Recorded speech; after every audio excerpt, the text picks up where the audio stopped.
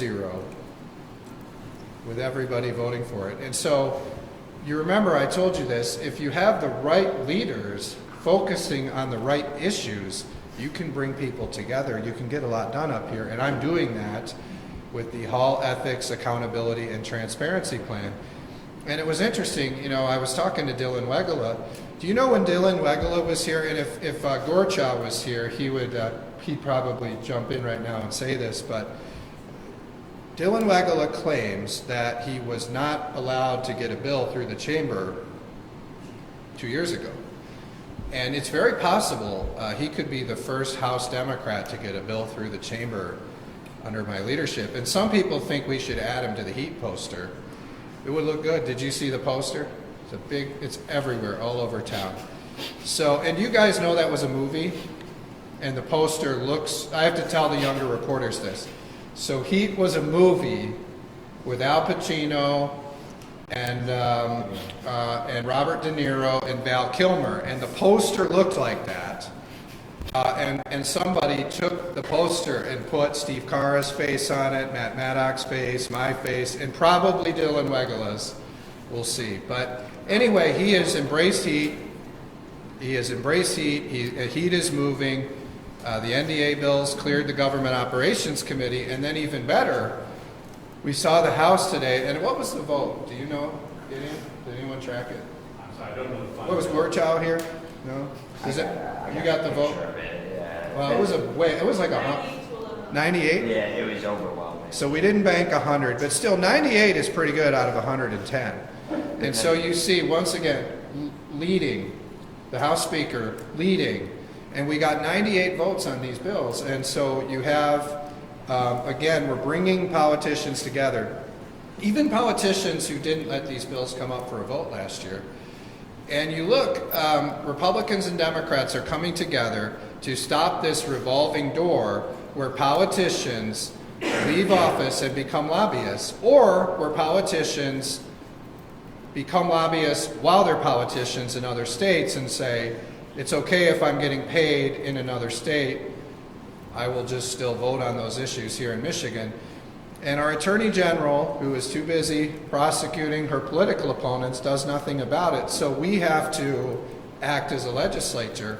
And you saw we did that. We put up 98 votes, Republicans and Democrats, coming together to stop politicians from becoming lobbyists, stopping Whitmer administration officials who are all going to be looking for a job here in 2 years from becoming lobbyists, stopping our Attorney General from becoming a lobbyist. And somebody told me that she's declined to run for the Supreme Court. Well, the good news is if we get this done, she won't be a lobbyist either. So there's going to be fewer opportunities for our Attorney General and our Secretary of State and our Lieutenant Governor. None of them will be lobbyists or any of these department heads or any of the politicians. The public doesn't want politicians trying to get jobs as lobbyists while they're working for the people. And I mentioned this during the lame duck. You know, you have to wonder, as the time is winding down, are the politicians working to get jobs with special interests? And that's something you actually have to worry about as the session winds down. And so now, if we get this through the Senate and signed by the governor, the public will rest assured that isn't a problem anymore, and we don't have to worry, who are these politicians working for? That cooling off period, I think, will be very important to restoring trust and integrity in Michigan's government. So heat is happening, and there was a pretty funny story in one of your publications where they said there was some kind of joke about a cooling off period is part, you know, you need that for heat. It was kind of funny that you guys wrote, but point is, heat is coming, it's moving swiftly, and there's many more bills coming behind it. So I hope you'll write that the House is moving swiftly on the most significant ethics, accountability, and transparency package that the Capitol has seen in many years. Now, I know most of you are here to talk about heat, and I understand it, but we also wanted to talk about what's going on with the earned sick time policy. Does anyone want to hear about that? You do? Okay. Well, that's good. You do? All right. So I'll talk about that briefly. So You know, we've been working around the clock since I was here yesterday, talking with Sam Singh and really trying to figure out a deal on this sick leave policy. And I'll just say I feel like we're getting pretty close to a deal here. And I'll say, you know, again, you have the right leaders like me putting the right issues on the table, but also you have to have you know, you have to build trust, you have to be patient. I mean, this is not a policy that either side, I would say, is really happy about, you know, and that's some of what compromise is, you know, I put, by the way, you all saw, I put a right down the middle 50-50 compromise on the table. And most people were surprised when the Democrats didn't accept that. And I would just say the Democrats represent some very radical union bosses and activists. And we're up against a deadline of midnight. We got to get this done. We have like 12 hours to get this done, probably less than that now. And so we have to reach across the aisle a little further their way, okay? But I'll say this, they're also coming our way too in the conversations. And so I feel optimistic that we'll be able to get something done tonight. And we're going to keep working with Sam Singh and the Senate Democrats until we get there. And so you see we're at ease right now. We're going to keep working through that.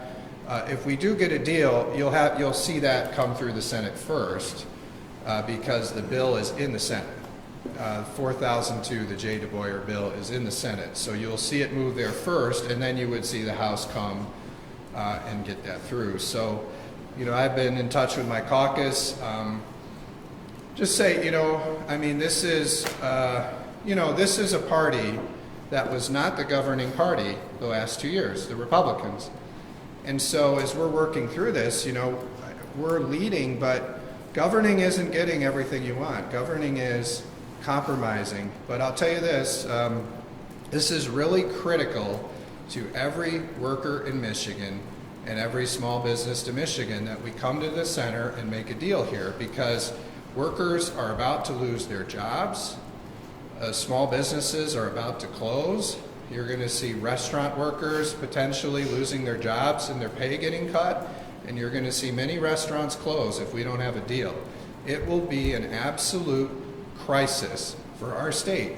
I mean, some of you pointed out, some of these employers, they don't even know what their workers are supposed to be paid tomorrow.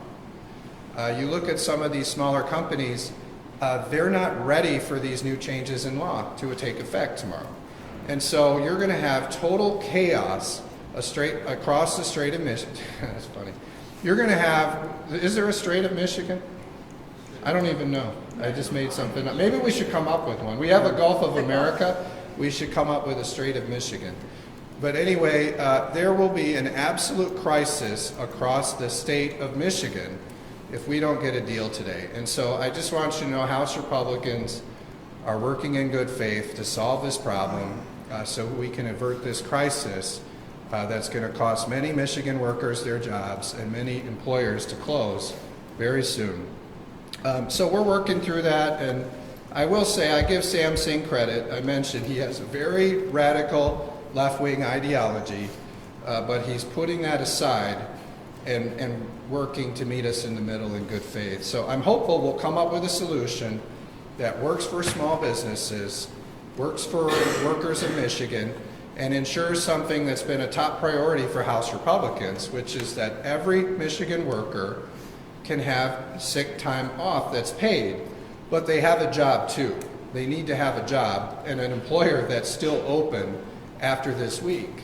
And I think we're getting very close, and I think we'll get that to happen. So, and then I'll just say, you know, for me, I mean, I looked the people of my district in the eye, you know, the people of Kalamazoo and Allegan counties, and said to the small businesses and to workers, I'm going to do everything I can as the Republican leader here to ensure that we work in good faith to get a deal. We don't blame the other side.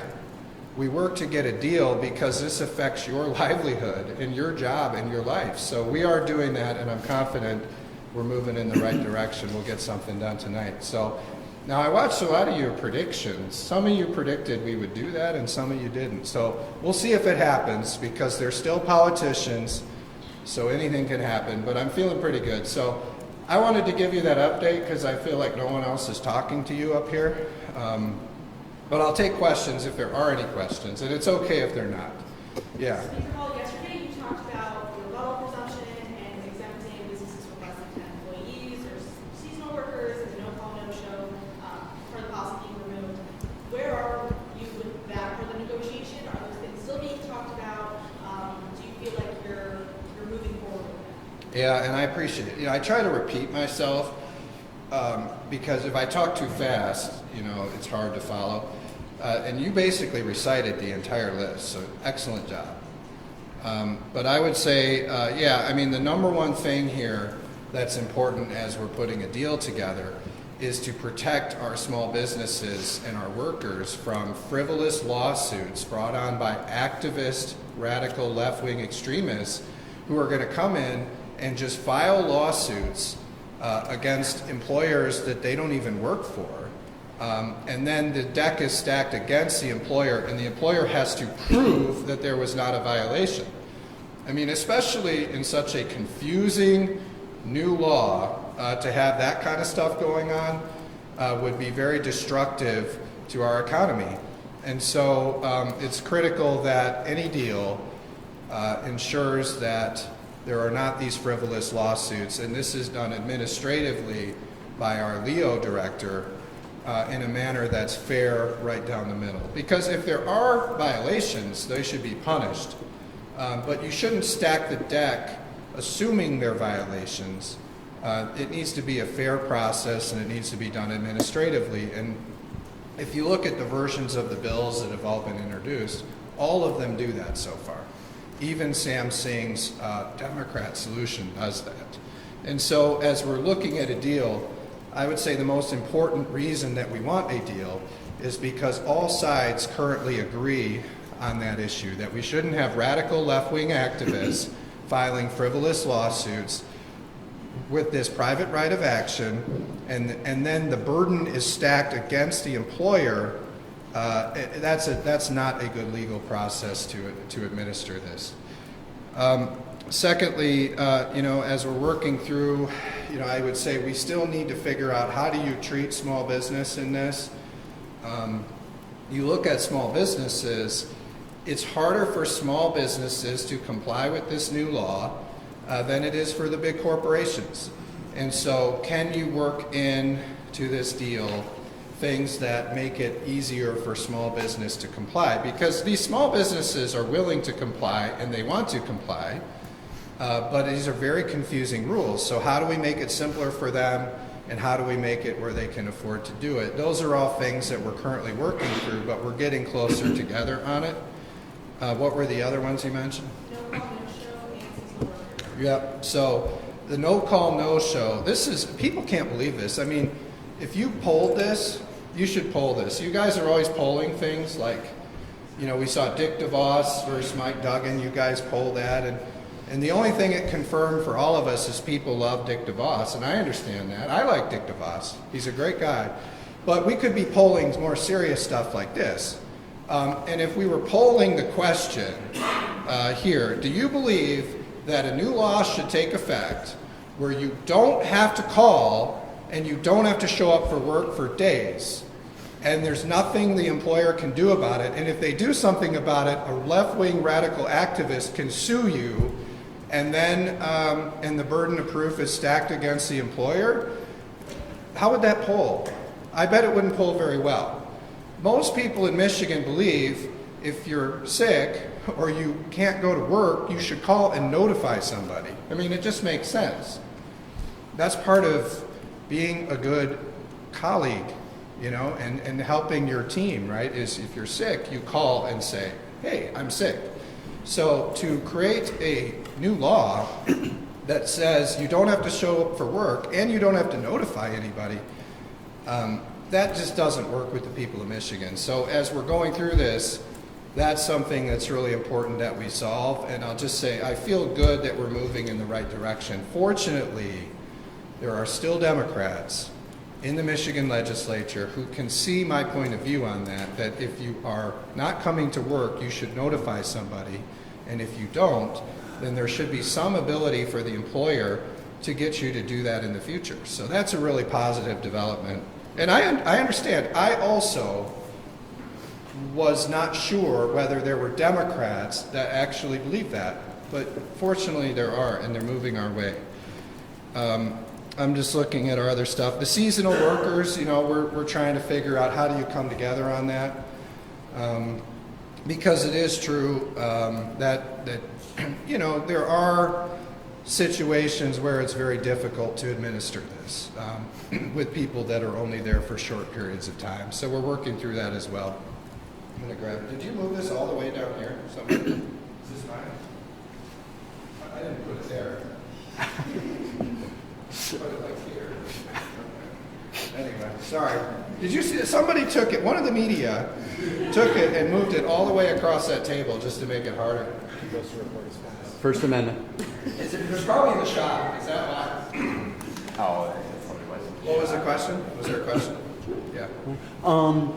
I guess it's kind of two, but since we're getting so close, if midnight is getting near, might you have to adopt an extension of the status quo just to get over the line? And even if you get something done tonight, might you have to extend the status quo just to be in a position to enact whatever it is that you adopt?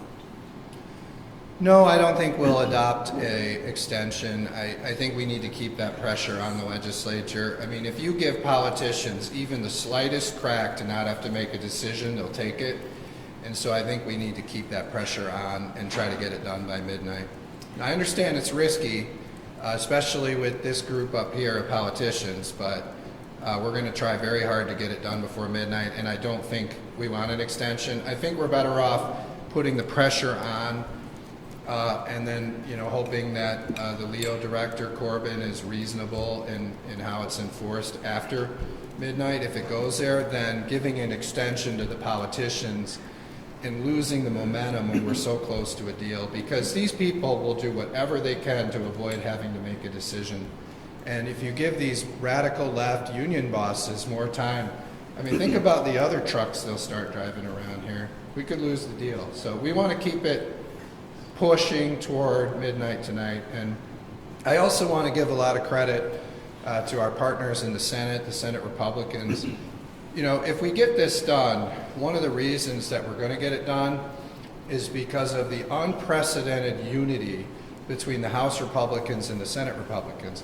It's very easy for the House Republicans to say, I want these 6 things, and then the Senate Republicans to wait till we get those 6 things and then move the goalposts and say, we want these 6 things. I think Democrats are looking for a while at a way to get out of this and blame Republicans, okay? Because we all know if this deal does not get done, Democrats will be blamed. Democrats are the people that the public will blame if this doesn't happen, because they see how reasonable Republicans are being. Republicans, not only did I put a deal on the table to meet the Democrats in the middle that they adopted very quickly on a tip credit, but we put a middle-of-the-road compromise on the table, and then we're reaching even further across the aisle. So I think the public sees the Republicans are being very reasonable. So if a deal doesn't get done, it's because of Democrats. Well, with a unified House Republican and Senate caucus, you know, it isn't like that. We work with Leader Nesbitt, we come up with our priorities, we work together as a team, and if we get it, then we both perform.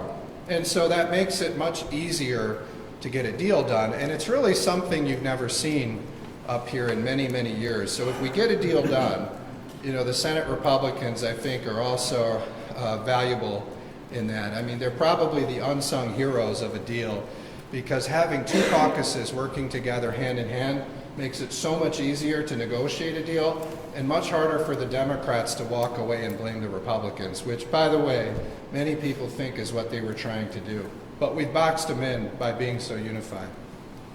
Yeah, Colin. I'm going to go with Colin here. Just logistically. You guys work together, don't We you? do. So, Yeah. Most tandem.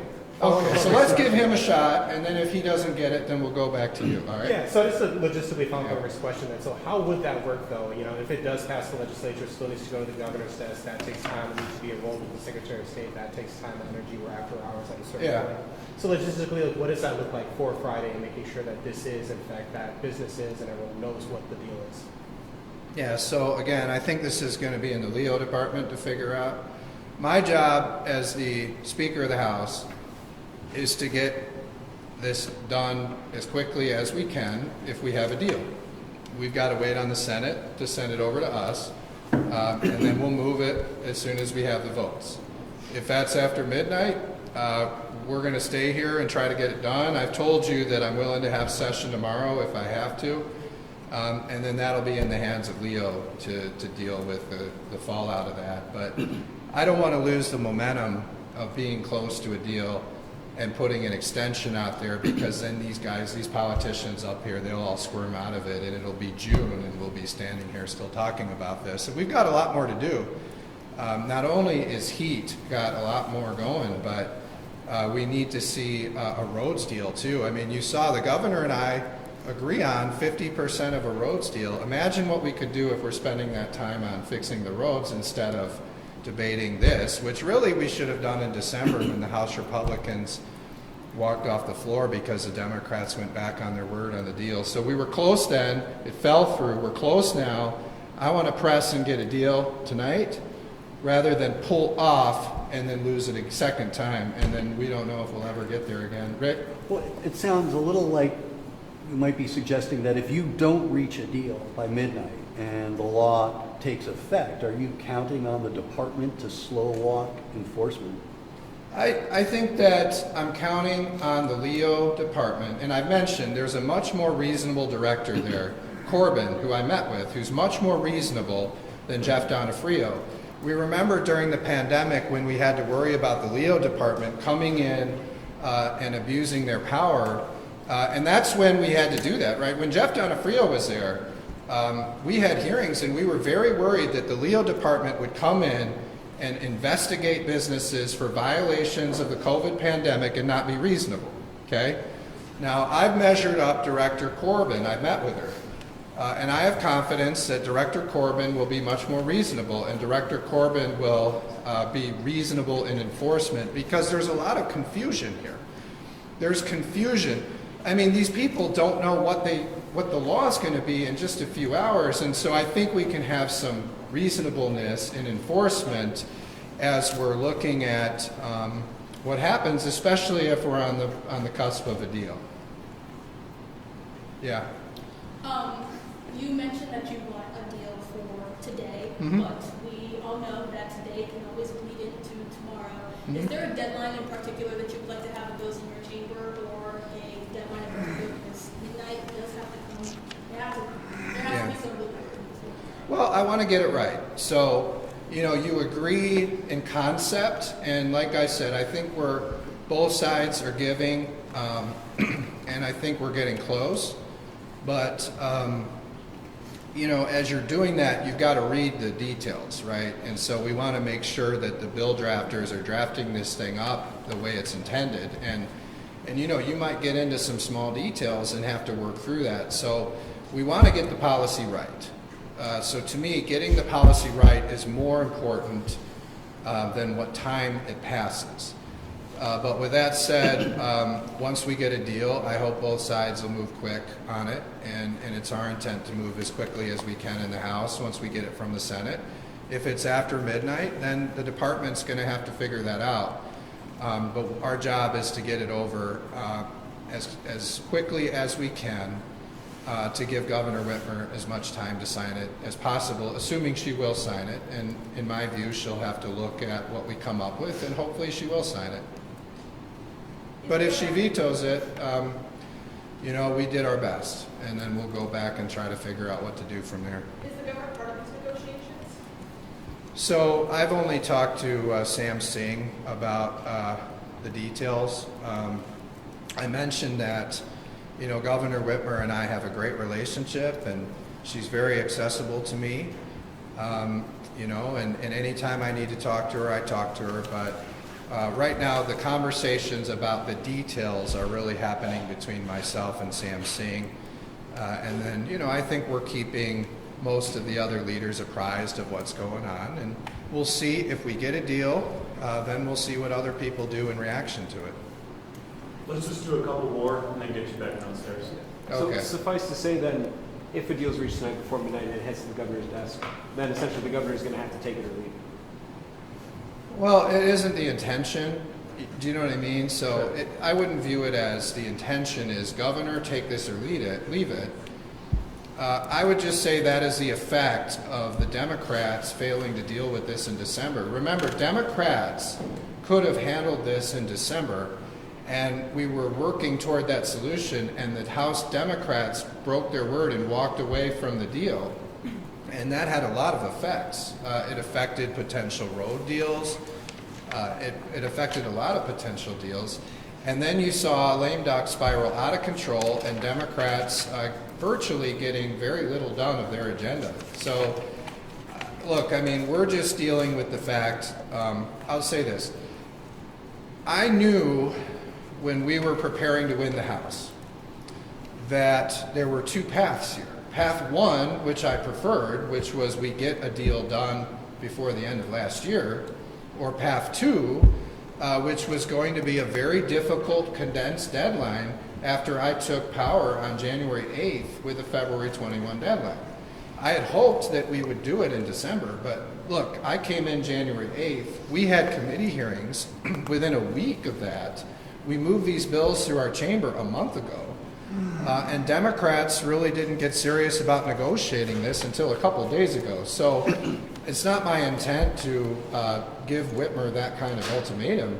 It's just the effect of what Democrats decided to do in being up against a February 21 deadline. So I would just say I've always worked in good faith to try to get this deal done as quickly as possible and to take input from other leaders that I respect. Speaker, really quick, Simon.